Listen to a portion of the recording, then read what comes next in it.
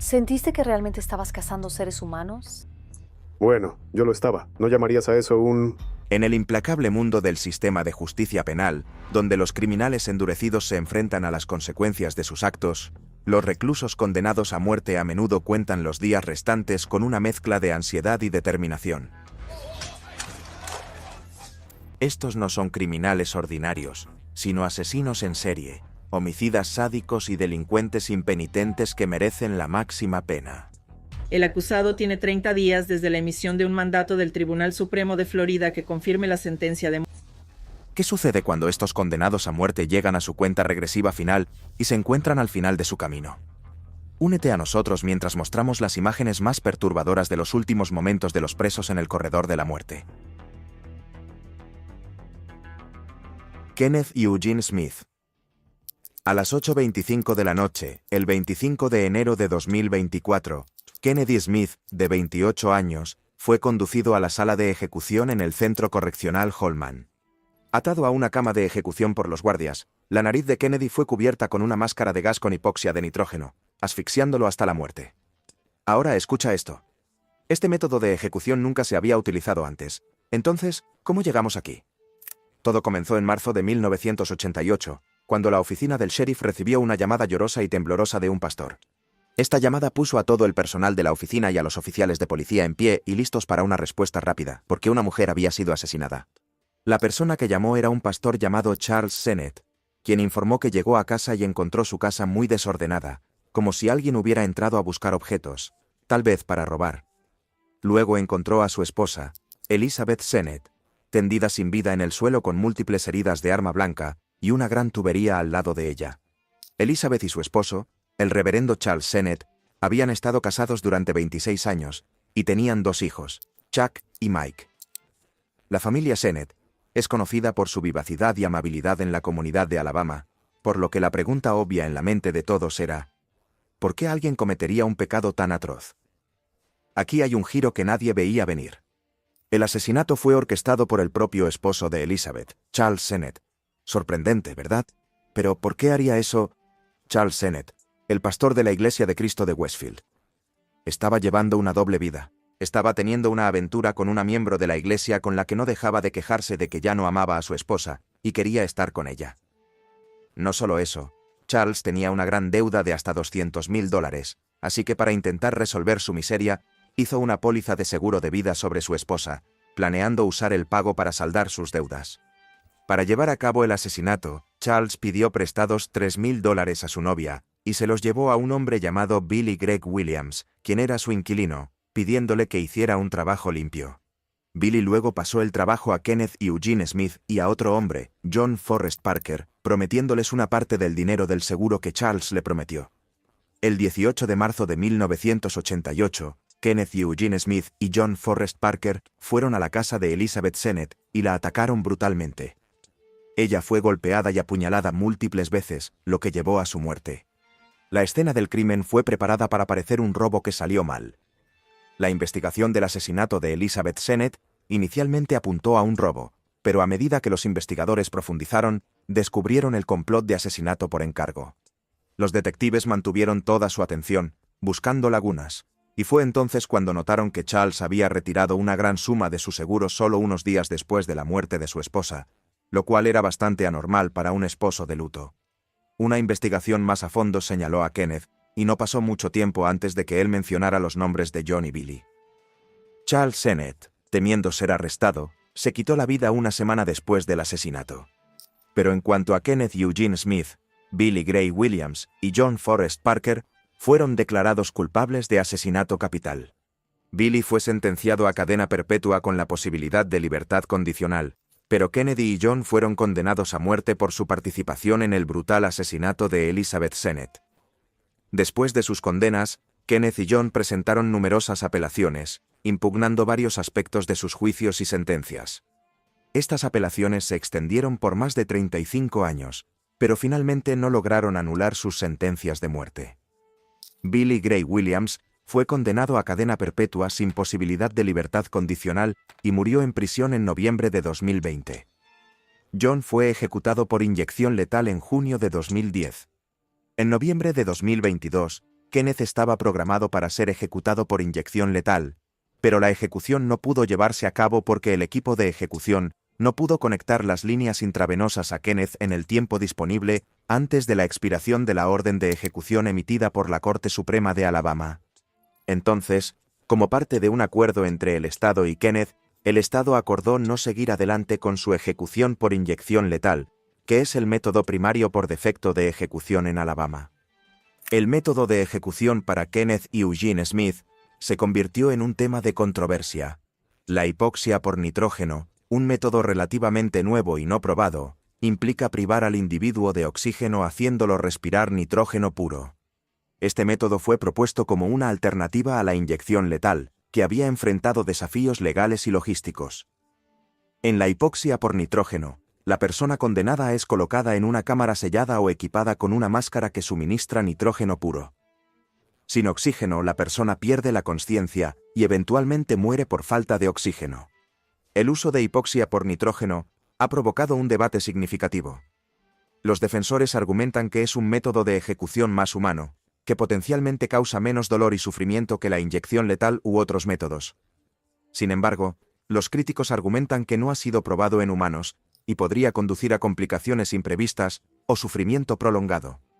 La ejecución de Kenneth y Eugene Smith por hipoxia de nitrógeno marcó uno de los primeros usos de este método en los Estados Unidos. La ejecución atrajo considerable atención de los medios de comunicación y un escrutinio público. La ejecución de Smith se llevó a cabo de acuerdo con el protocolo estatal para la hipoxia de nitrógeno, y fue declarado muerto poco después de que comenzara el proceso. Joseph Paul Franklin, un hombre mentalmente perturbado de un hogar abusivo y roto, se convirtió en un racista radical y luego en un asesino en serie. Esta es la historia de Joseph Paul Franklin, un asesino en serie estadounidense, supremacista blanco y terrorista doméstico que llevó a cabo una serie de asesinatos desde finales de los años 1970 y principios de los 80. Nacido como James Clayton Boone Jr., Franklin fue atraído por ideologías supremacistas blancas desde una edad temprana. Eventualmente cambiaría su nombre para reflejar su admiración por Benjamin Franklin y el propagandista nazi Joseph Goebbels. Era el hijo mayor de James Clayton Boone padre y Helen Rowe Boone. Su padre era un veterano de la Segunda Guerra Mundial y carnicero, y un alcohólico que solía pasar meses, si no años, lejos de su familia, y luego regresaba para abusar físicamente de sus hijos. Por otro lado, su madre, Helen, era una mujer estricta y abusiva, y según Franklin, ella nunca se preocupó realmente por él ni por sus hermanos, a quienes rara vez se les daba suficiente para comer.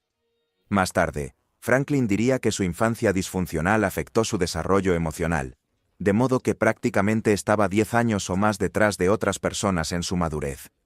Mientras estaba en la escuela, Franklin tuvo un mal desempeño como estudiante mientras desarrollaba un interés en el cristianismo evangélico.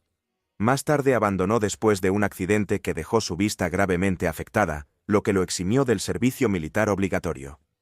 En 1968, se casó 2 veces, primero con Bobby Lee Dorman, y luego con Anita Cardon en 1979. Su primer matrimonio duró 4 meses, mientras que el segundo duró 1 año. Bobby Dorman, su primera esposa, dijo que a veces lo encontraba llorando sin razón aparente. Durante su adolescencia, había entrado en contacto con la extrema derecha y el neonazismo, uniéndose al Partido Nacional Socialista de los Pueblos Blancos, y después de que su madre murió en 1972, al movimiento segregacionista. Después de mudarse a Atlanta, se enlistó en el Partido de los Derechos Nacionales, junto con el Ku Klux Klan local. Dentro de esos grupos, comenzó a desagradarle el hecho de que la mayoría de sus compañeros parecían querer solo hablar, mientras que él estaba listo para actuar. El verano de 1976 marcó un punto de inflexión en su vida. Durante el fin de semana del Día del Trabajo en Atlanta, Franklin siguió a una pareja interracial y los roció con gas pimienta, convirtiéndose en su primer ataque físico conocido. Este incidente escalaría en una horrible matanza. En 1976, escribió una carta al presidente Jimmy Carter, amenazándolo de muerte por sus opiniones a favor de los derechos civiles. Franklin luego declararía que decidió iniciar una guerra racial después de leer una copia de Mi lucha, mientras también afirmaba haberse inspirado en la Helter Skelter de Charles Manson. El 25 de julio de 1977, Franklin bombardeó la casa en Rockville, Maryland, del lobista judío, abogado y en ese momento, director ejecutivo del Comité de Acción Política Americano-Israelí, Morris J. Amitai. La familia logró escapar con vida, pero su perro murió en la explosión. 4 días después, en Chattanooga, Tennessee, lanzó una bomba incendiaria y destruyó la sinagoga Beth Shalom, aunque no hubo heridos. El 7 de agosto de 1977, Franklin disparó a una joven pareja interracial, Alphonse Manning Jr. y Tony Schwen, en un estacionamiento de Madison, Wisconsin. Casi 2 meses después, disparó a personas que asistían a servicios en una sinagoga de St. Louis, Missouri, dejando a Gerald Gordon de 42 años sin vida, mientras que otros 2 quedaron heridos. Durante los siguientes 3 años, Franklin vagó por el país, robando bancos y usando un rifle de francotirador para atacar a sus víctimas. El 2 de febrero de 1978, Franklin disparó y mató a Johnny Brookshire, e hirió a su esposa blanca, Joy Williams. El 6 de marzo, disparó al editor de Hustler Larry Flynt y a su abogado, Gene Reeves, en Lawrenceville, Georgia. Flynt quedó permanentemente incapacitado por el tiroteo. Más tarde Franklin dijo que lo hizo en represalia por Hustler, al mostrar sexo interracial. El 29 de julio, nuevamente en Chattanooga, disparó y mató a un hombre negro, William Bryan Tatum, y hirió a su novia blanca, Nancy Hilton. El 12 de julio de 1979, en Doraville, Georgia, disparó y mató al gerente negro de Taco Bell, Harold McIver, por estar en contacto cercano con mujeres blancas. El 8 de agosto, disparó y mató a Raymond Taylor, un hombre negro de 28 años que estaba sentado dentro de un Burger King en Falls Church, Virginia. También, el 21 de octubre, mató a otra pareja interracial, Jesse Taylor y Marion Brissett, en el estacionamiento de un centro comercial de la ciudad de Oklahoma.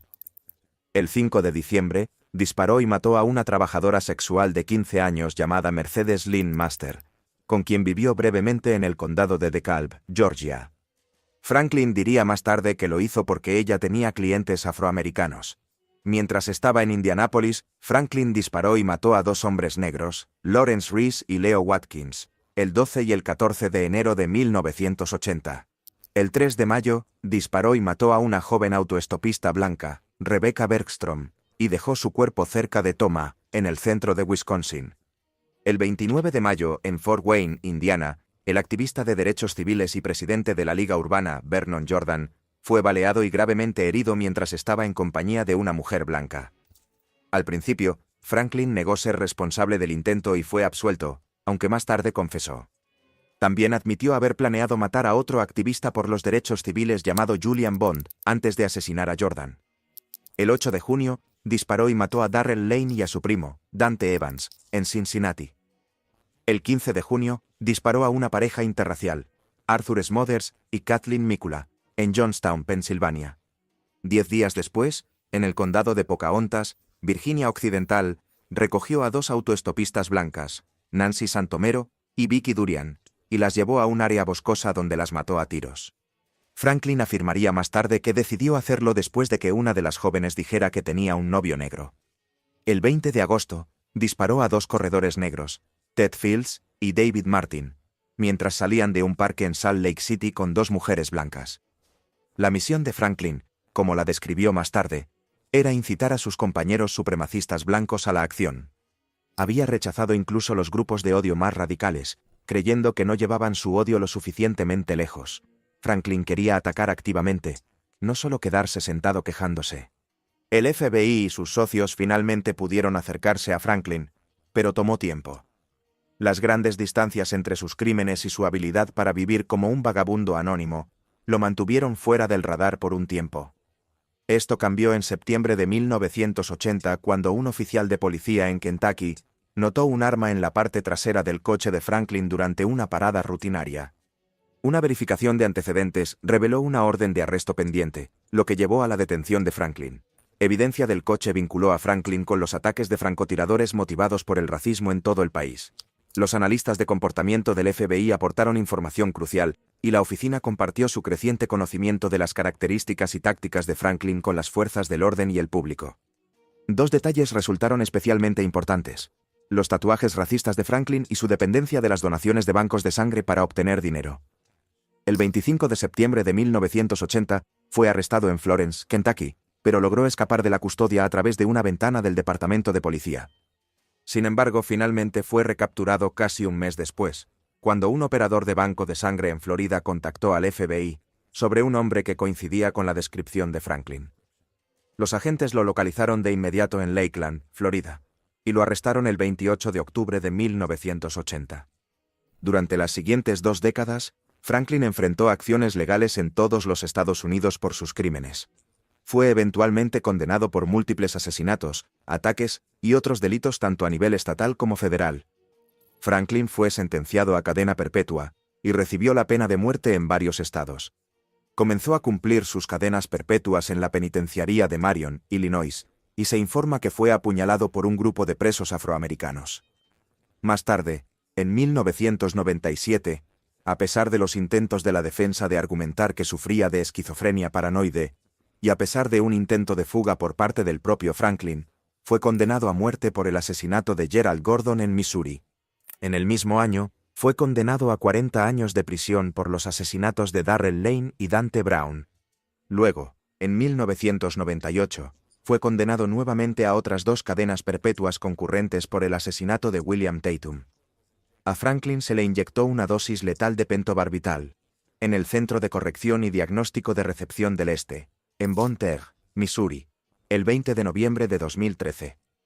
No hizo ninguna declaración final, pero 3 días antes, reveló a un periódico local que había renunciado a sus puntos de vista racistas y que consideraba a las personas negras personas como nosotros. Ahora es el momento de la elección de nuestros suscriptores. Esta imagen muestra una de las grabaciones más perturbadoras de los últimos momentos de prisioneros condenados a muerte. Aquí, un prisionero con un mono naranja, inmovilizado y rodeado por guardias, con un subtítulo que dice: «Por favor, no lo hagas». Esta escena captura el intenso momento antes de una ejecución, resaltando la desesperación y el miedo del prisionero. Los métodos de ejecución para asesinos en serie y otros delincuentes condenados a muerte han variado a lo largo del tiempo y en diferentes jurisdicciones. Históricamente, se han utilizado métodos como la horca, la silla eléctrica, el pelotón de fusilamiento y las cámaras de gas. Más recientemente, la inyección letal se ha convertido en el método más común en Estados Unidos, aunque ha enfrentado escrutinio debido a ejecuciones fallidas y desafíos legales. Esta imagen subraya las complejidades emocionales y éticas que rodean la pena capital. Refleja el miedo y la humanidad de quienes enfrentan la ejecución, planteando preguntas sobre la moralidad y efectividad de la pena de muerte. Algunos estados y países han buscado métodos alternativos, como la hipoxia de nitrógeno utilizada en Kenneth y Eugene Smith, para abordar las preocupaciones sobre el sufrimiento causado por los métodos tradicionales de ejecución. Este debate en curso sigue moldeando la opinión pública y los estándares legales respecto al uso de la pena capital para asesinos en serie y otros delincuentes graves. Ahora es tu turno. Dinos en la sección de comentarios, ¿qué piensas sobre estas formas de castigo capital? Williams Wilkerson. Era una fría mañana de mayo del año 1879 en el territorio de Utah, cuando el hombre condenado, Wallace Wilkerson, fue llevado al patio de la cárcel para enfrentarse a sus verdugos. Wilkerson, un mormón de 24 años de Quincy, Illinois, había sido condenado por asesinar a un hombre en una disputa de juego de cartas 2 años antes. Ahora, después de innumerables apelaciones, su momento finalmente había llegado. Cuando Wilkerson salió de la cárcel, su paso era firme y su expresión decidida. Vestido con un traje negro y un sombrero de fieltro blanco, llevaba un cigarro encendido en su mano izquierda, decidido a enfrentar su destino de frente. El espectáculo atrajo a una multitud de casi 2 docenas de espectadores, que murmuraban ansiosos mientras el condenado tomaba su lugar en la silla que había sido colocada en la esquina del patio. El sheriff suplicó a Wilkerson que se permitiera ser atado a la silla y aceptar una venda en los ojos, como era costumbre, pero el prisionero desafiante se negó. «Te doy mi palabra. Tengo la intención de morir como un hombre, mirando a mis verdugos directamente a los ojos», declaró. Cediendo, el alguacil en su lugar colocó un parche cuadrado blanco de 3 pulgadas sobre el corazón de Wilkerson como objetivo para el pelotón de fusilamiento. A la señal del alguacil, 4 fusileros salieron de un cobertizo cercano y apuntaron a su blanco. Wilkerson se enderezó en la silla, preparándose para la ráfaga fatal. «Listos, apunten», llegó la orden amortiguada. Luego, el sonido de los disparos estalló en un informe atronador que resonó en el patio. Pero algo había salido terriblemente mal. A medida que el humo se disipaba, los espectadores miraron horrorizados mientras Wilkerson, en lugar de desplomarse sin vida en la silla, se levantó de un salto y avanzó tambaleándose varios pasos, agarrándose el brazo izquierdo. «¡Oh, Dios mío, han fallado!», gritó. Un doctor y varios testigos se apresuraron a ayudar a Wilkerson mientras se retorcía en el suelo. Pronto quedó claro que los tiradores habían fallado. Sus balas habían impactado alto y lejos del objetivo. 3 de las balas habían desgarrado la parte superior del cuerpo de Wilkerson, pero ninguna había alcanzado su corazón. La 4ª bala había destrozado su brazo izquierdo, pero lo dejó aún aferrándose a la vida. Durante 24 minutos agonizantes, Wilkerson yacía allí sufriendo, sus gritos de dolor resonando por el patio de la cárcel.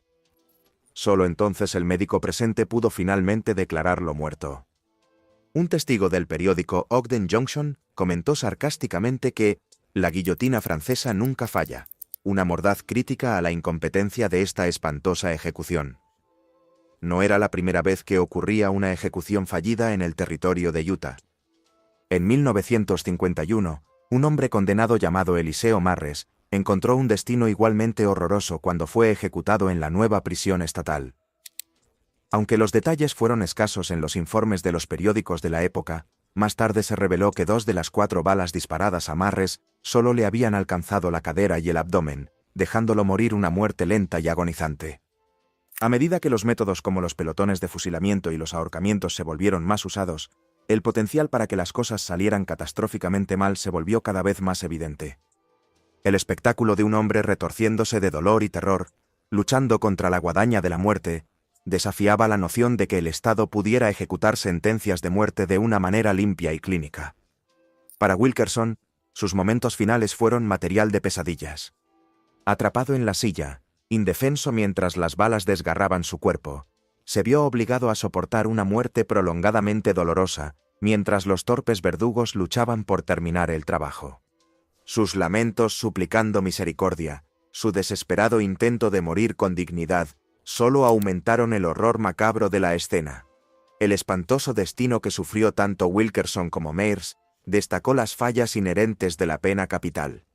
A raíz de estos escándalos, las cuestiones morales y prácticas en torno a la pena de muerte solo se volvieron más agudas.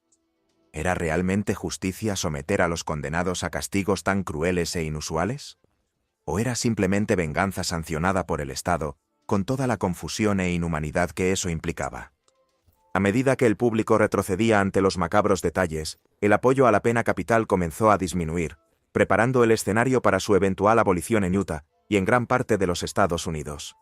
Las ejecuciones de Wallace Wilkerson y Eliseo J. Marres se levantaron como testimonios claros de los peligros del poder estatal sin control. Sus muertes horrendas dejaron al descubierto los fallos inherentes y los dilemas morales en el corazón de la pena de muerte, un sistema que afirmaba entregar justicia, pero que con demasiada frecuencia descendía al barbarismo. William Kemmler. William Kemmler fue un vendedor ambulante, alcohólico y asesino estadounidense, quien en la década de 1890 se convirtió en la primera persona en el mundo en ser ejecutada en la silla eléctrica. Fue condenado por asesinar a su esposa de hecho, Matilda Tilly Ziegler. Aunque la electrocución se había utilizado con éxito para matar a un caballo antes de la ejecución de Kemmler, su propia ejecución no fue sin problemas. Kemmler nació en 1860 en Filadelfia, Pensilvania. Ambos padres eran inmigrantes alemanes y también eran alcohólicos. Después de abandonar la escuela a los 10 años, sin poder leer ni escribir, Kemmler trabajó en la carnicería de su padre. Su padre murió a causa de una infección tras una pelea en estado de embriaguez, y su madre murió por complicaciones del alcoholismo. A finales de la década de 1870, Kemmler era al parecer delgado y tenía el cabello castaño oscuro. Hablaba tanto inglés como alemán. Después de la muerte de sus padres, se dedicó al negocio de pregón y ganó suficiente dinero para comprar un caballo y un carro. Pero también se volvió un bebedor empedernido. En un incidente, después de una serie de borracheras, Kemmler afirmó que podía saltar con su caballo y su carro sobre una cerca de 8 pies de altura. El intento fracasó, resultando en la destrucción de su carro y bienes. Kemmler era conocido por sus amigos como Philadelphia Billy, y sus borracheras eran bien conocidas en los bares de su vecindario en Buffalo. La ejecución de William Kemmler, el 6 de agosto de 1890, es una de las perturbadoras últimas filmaciones de condenados a muerte que podrías encontrar en Internet. En ese fatídico día, el estado de Nueva York hizo historia al convertirse en el primero en emplear un novedoso método de pena capital, la silla eléctrica. Los defensores de la electrocución, incluido el renombrado Thomas Edison, habían promocionado durante mucho tiempo el procedimiento como la solución a la supuesta inhumanidad de otros métodos de ejecución, como la horca o los pelotones de fusilamiento. Prometieron que la electricidad proporcionaría una muerte rápida, efectiva y, sobre todo, indolora, una prueba del poder del progreso científico para transformar incluso las tareas más sombrías. Sin embargo, cuando llegó el momento de la verdad para Kemmler, un hombre descrito como discapacitado intelectual, la realidad resultó ser cualquier cosa menos la visión higienizada promovida por los defensores de la electrocución. Mientras Kemmler estaba atado a la silla, supuestamente les dijo a los oficiales penitenciarios: «No dejen que experimenten conmigo más de lo necesario». El choque inicial de 17 segundos de corriente de alto voltaje no mató a Kemmler instantáneamente como se había prometido. En cambio, los testigos retrocedieron horrorizados cuando el condenado emitió un profundo gemido, y la cámara de ejecución se llenó con el nauseabundo olor de carne quemada. Surgieron gritos desesperados de «¡Enciendan la corriente!», mientras 2 testigos se desmayaron y varios otros sucumbieron a severos ataques de náusea. La ejecución de Kemmler fue descrita como un fiasco histórico que fue repugnante, nauseabundo e inhumano. El espantoso espectáculo dejó al descubierto la mentira en el centro de los argumentos de venta de la electrocución, rompiendo la ilusión de una muerte rápida e indolora. Sin embargo, a pesar de este debut poco prometedor, la silla eléctrica seguiría desempeñando un papel central en la pena capital estadounidense durante décadas. En los años desde la ejecución de Kemmler, los estados han llevado a cabo 158 electrocuciones más, de las cuales 10 se identificaron como fallidas. El legado perdurable de la silla eléctrica es complejo y a menudo inquietante, inextricablemente vinculada a la historia más amplia de la pena de muerte en los Estados Unidos. Incluso cuando el sentimiento público se ha alejado de la electrocución en años recientes, con muchos estados abandonando la práctica a favor de la inyección letal, el espectro de la silla eléctrica sigue siendo prominente. En una cruel ironía, los mismos argumentos utilizados para justificar la introducción de la electrocución, su rapidez, efectividad y supuesta ausencia de dolor, más tarde se reutilizarían para apoyar otros métodos de ejecución, desde la inyección letal hasta el gas nitrógeno. La búsqueda de una forma más humana de muerte sancionada por el Estado ha resultado ser un esfuerzo esquivo y a menudo profundamente inquietante. Sin embargo, incluso mientras la silla eléctrica se desvanece en la historia, las preguntas fundamentales que plantea siguen siendo tan urgentes como siempre. ¿Qué constituye un castigo cruel e inusual? ¿Puede el Estado realmente llevar a cabo una ejecución de manera humana? ¿Y a qué costo perseguimos estos dudosos ideales de ejecución moderna y eficiente? Estas son las preguntas inquietantes que persisten tras la espantosa muerte de Kemmler, un recordatorio de que la búsqueda de justicia humana a menudo tiene un precio terrible. Gracias por ver este video. Nos vemos en el próximo.